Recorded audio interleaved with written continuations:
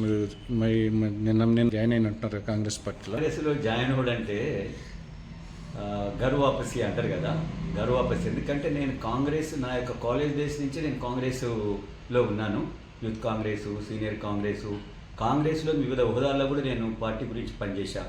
As Khammam ఇన్ఛార్జిగా, సెక్రటరీగా, plus executive committee మెంబర్గా, ఈ విధంగా వివిధ హోదాల్లో నేను కాంగ్రెస్లో పనిచేయడం జరిగింది.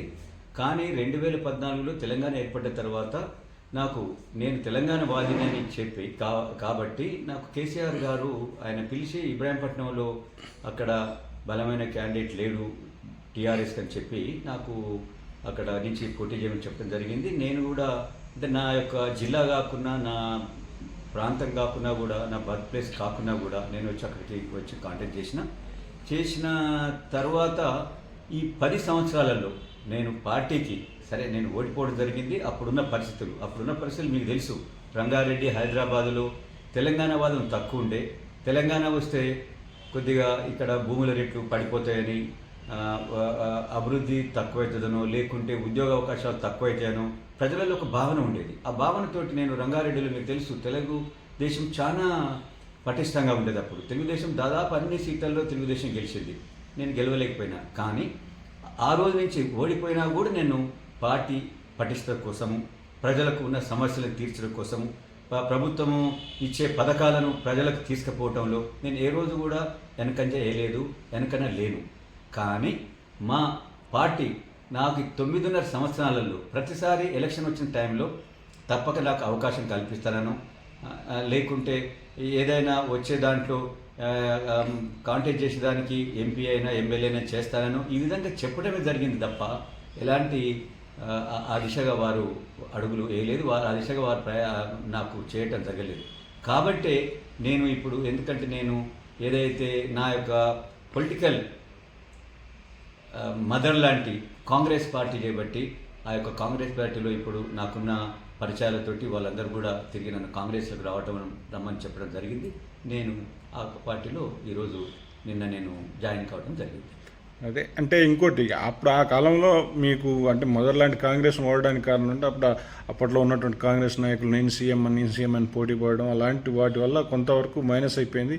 అలాంటి క్రమంలో చాలా వరకు కూడా బీఆర్ఎస్లో, అంటే బీఆర్ఎస్ అనేదే కాంగ్రెస్ నుంచి ఉంది, అసలు కాంగ్రెస్ వ్యక్తులే వచ్చిర్రు అని అది గుర్తించి చాలా వరకు చేసారు. తెలంగాణ ఇచ్చిన తల్లిని అది చేసా ఏదో చేసినప్పటికీ ఇప్పుడు మీకు ఇన్నిసార్లు కూడా మోసం చేసుకుంటూ వచ్చిన కేసీఆర్ని అంటే మీరు ఇమీడియట్గా మొన్న కూడా ఇస్తానని ఎక్కడో అన్నారు అనుకున్నట్టుగా తెలిసింది, ఇవ్వలేదు. దీన్ని మీరు ఏ విధంగా చూస్తారు? నేను చూస్తే కాదు, ఈరోజు ఆ పార్టీలో ఉన్న అందరు నాయకులను కూడా మభ్యపెట్టి వారితో అంటే వారందరూ కూడా పార్టీకి పని చేయించుకొని వేరే పార్టీలో పదవులను వేయించి ఆ పార్టీ తర్వాత ఇక్కడ ప్రభుత్వం వచ్చిన తర్వాత చేరిన వారికి ప్రాముఖ్యత ఇచ్చాడు. దానితోటే ఒక నాయకులుగా కాదు ప్రజలు కూడా ఒక ఏబెగింపు అనేది వచ్చింది. ఎందుకంటే ఏంది టీఆర్ఎస్ పార్టీ అనేది తెలంగాణ కోసం పుట్టింది, తెలంగాణ వాదులను మర్చిపోయింది. ఇతర పార్టీలకు వెళ్ళి వచ్చిన వాళ్ళు ఎవరు డబ్బులుంటే ఎవరు వేరే తీరు అంటే వివిధ కారణాలతోటి వారికి పనిచేసి వారికి కావలసిన వాళ్ళని తీసుకుంటా పోయింది తప్ప నిజంగా ఏదైతే ప్రజలకు పనిచేసే వాళ్ళను, లేకుంటే తెలంగాణ కోసం శ్రమించిన వాళ్ళను వారిని కాదని వచ్చిందని చెప్పి ప్రజలలో కూడా ఒక ఏహ్యభావం వచ్చింది చేయబట్టే ఈరోజు ఆ పార్టీ ఓడిపోవడం జరిగిందని చెప్పి మనం అందరం అనుకోవచ్చు. ఇంకోటి సార్, ఇప్పుడు మనకు తెలంగాణలో కూడా జనాలను కూడా ఎట్లా తయారు చేసినట్టే పెన్షన్ అవి ఇస్తున్నా అనుకుంటా, తర్వాత మనల్ని డబ్బులకు నాకు ఓటేస్తారనే ఉద్దేశంగా చాలామంది ఎమ్మెల్యేలను కూడా డమ్మీలో పెట్టుకుని ఈయన డబ్బులు పంచి కూడా గెలిచిన పరిస్థితి ఉంది. అలాంటి పరిస్థితిని ఏ విధంగా చూస్తారు? అదే మనం చూస్తున్నాం కదా, ఆ రోజు దాకా ఉన్న పనిచేసే నాయకుడిని మర్చిపోయి ఒక డబ్బులున్నాయని ఒక కంపెనీ అధినేతను ఈ విధంగా తీసుకొని వస్తే ఒక రాజకీయ నాయకుడు అనేట ఆయన అనునిత్యం ప్రజలతో ఉంటాడు, ప్రజల కష్టాలు నష్టాలు తెలిసినవాడు, ప్రజల కష్టాలు తీర్చేదానికి ప్రతిరోజు వారికి అందుబాటులో ఉండేవాడు. అలాంటి వారిని వదిలిపెట్టి ఆ రోజుకు ఏదో డబ్బులున్నాయనో లేకుంటే తనకేదో అక్కరొస్తాడు, ఇంకోసారి కొన్ని ఈ కులం అయితే నాకు ఓట్లు వేస్తుంది, ఆ కులం వల్ల నాకు పని లేదు, అది ఆ ఆలోచన అనేది ఉండటం వల్లనే ఈరోజు ప్రజలు మరియు నాయకులు కూడా ఈ పార్టీకి దూరం అయ్యారు. నేను అనుకుంటా ముందు ముందు ఇలాంటి పార్టీలు తమ యొక్క ఏమంటారు తమ ఉనికి కోసమో లేకుంటే తమ అధికారం కోసం పనిచేసే ఏ పార్టీని కూడా ముందు ముందు ప్రజలు నమ్మరని నేను భావిస్తూ ఉన్నాను. అంతేకాకుండా మీకు ఒక రాజకీయ బ్యాక్గ్రౌండ్ ఉంది, తర్వాత సినిమా పరంగా మీకు మన అల్లు అర్జున్ గారు ఉన్నారు. ఇట్లాంటి అన్ని పరిస్థితులు చూసి కూడా ఇవ్వకపోవడం అనేది చాలామంది కూడా చాలా కొంత అప్సెట్ అయినట్టు కనిపించేటప్పుడు మీరు ఏ విధంగా చూస్తారు? నిజంగా మీరు అన్నారు, నేను నా అల్లుడు సినిమా యాక్టరే కాకుండా నేను కూడా ప్రజల కోసం ఎప్పుడు పనిచేస్తాను. నేను కాంటాక్ట్ చేసిన ఏరియాలో లేకుంటే నల్గొండ రంగారెడ్డి నేను ఫ్లోరైడ్ కోసం పనిచేశాను. అప్పుడున్న ముఖ్యమంత్రి దగ్గరికి ఫ్లోరైడ్ బాధ్యత తీసుకెళ్లాను. వారికి పెన్షన్ అప్పుడున్న 200, 500, 750 రూపాయలు చేశాను. అక్కడ మంచినీరు సరఫరా చేయాలని చెప్పి కోరాను. ఇంకా నేను చిన్నపిల్లలు ఆడపిల్లలను అమ్ముకోవద్దని తాండాలలో తిరిగి చెప్పాను. అదేవిధంగా అమ్మాయిలను చదివేయాలని తల్లిదండ్రులను అవేర్నెస్ ప్రోగ్రామ్స్ నేను ఎన్నో చేశాను. అంటే నేను ఒక ప్రజలకు కావాల్సినవి ప్రజలలో ఒక మార్పు తెచ్చేదానికి చేసే కార్యక్రమం ఎన్నో చేశాను. ఇలాంటి ఈ యొక్క నేను బీఆర్ఎస్ పార్టీకి ఇలాంటి పనికిరావు.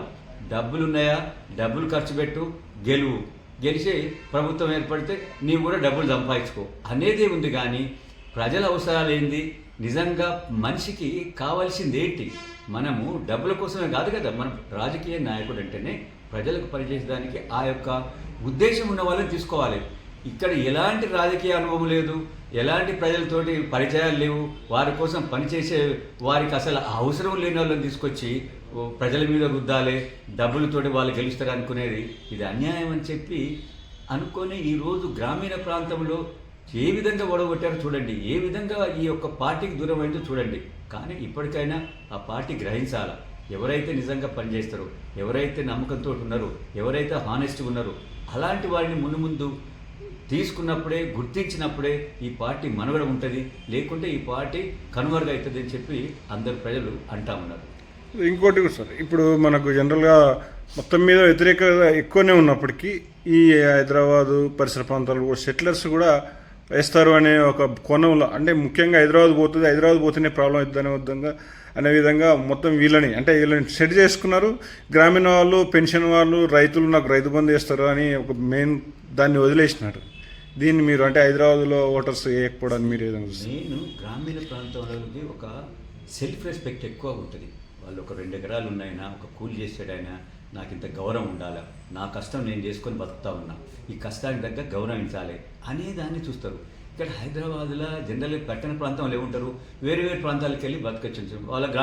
వాళ్ళ యొక్క నేటివ్ ప్లేస్ వేరే దగ్గర ఉంటుంది, వాళ్ళకు ఓటు ఇక్కడ ఉంటుంది, ఇక్కడ బిజినెస్ జాబో చేసుకుంటుంటారు.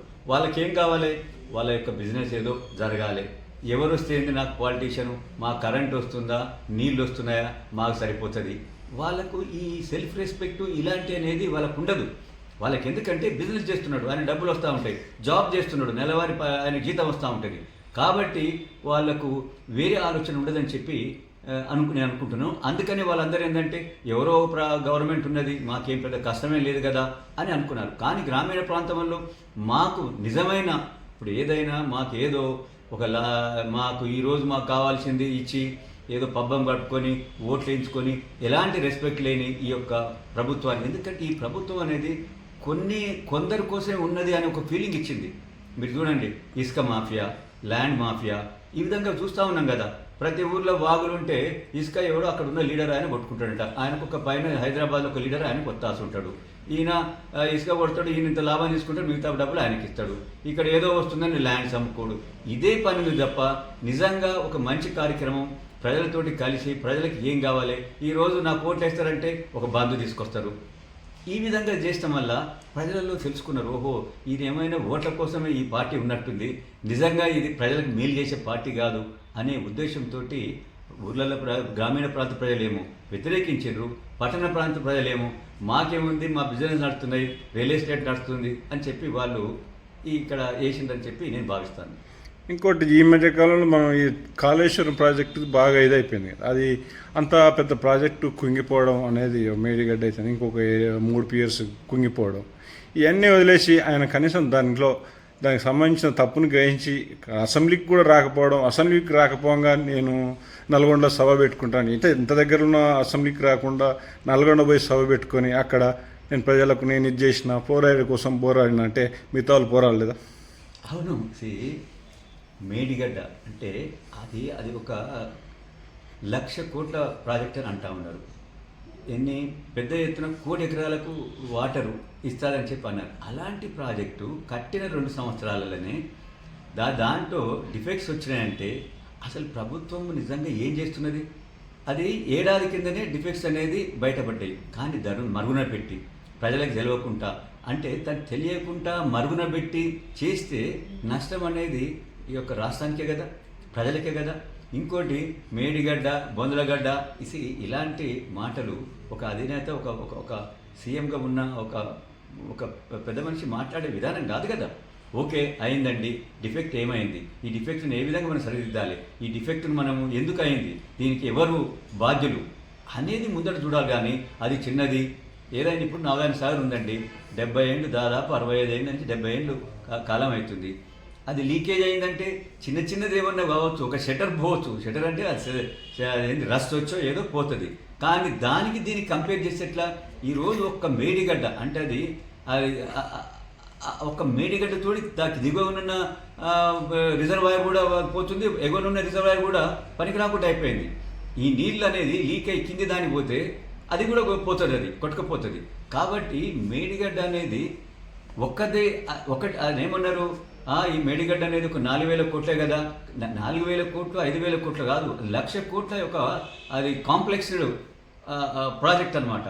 అలాంటి ప్రాజెక్టు పోయినా కూడా దానికి ఎవరికి చెప్పకుండా దాన్ని కప్పిపుచ్చి దాన్ని మరుగున పెట్టి ఈ విధంగా చేసి చాలా తప్పు.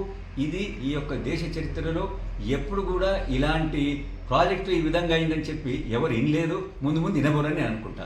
అంటే ఇట్లా ఇప్పుడు ఆయన కనీసం ఇప్పుడు ఇన్ని రోజులు అవుతుంది, ఆయన అసెంబ్లీ అనేది రాకపోవడం మీరు ఏ విధంగా చూస్తారు?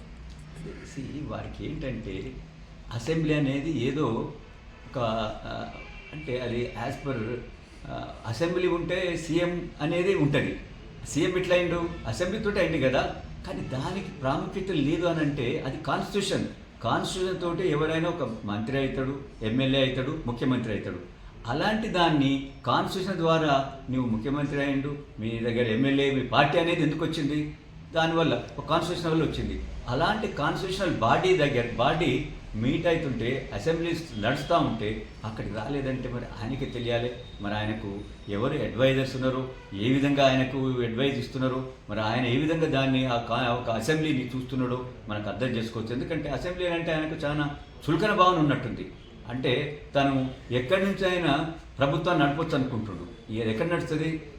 ఒక నార్త్ కొరియాలో జరుగుతుంది, ఇంకే చైనాలో జరుగుతుంది. కానీ ఇండియా డెమోక్రటిక్ కంట్రీ, దీనికి అసెంబ్లీ, ఎమ్మెల్యేలు, పార్లమెంటు, గవర్నరు, ప్రెసిడెంటు ఈ విధంగా ఉంటుంది అనమాట. అంటే ఇది ప్రజలను అవమానపరచడమే కదా. అంటే ఇప్పుడు అసెంబ్లీ ప్రజల నుంచి అసెంబ్లీ వచ్చింది, అసెంబ్లీ రాలేదంటే మరి ప్రజలను అవమానపరిచినట్టే కదా. అదే అవుతుంది. Okay sir, thank you sir. Thank you.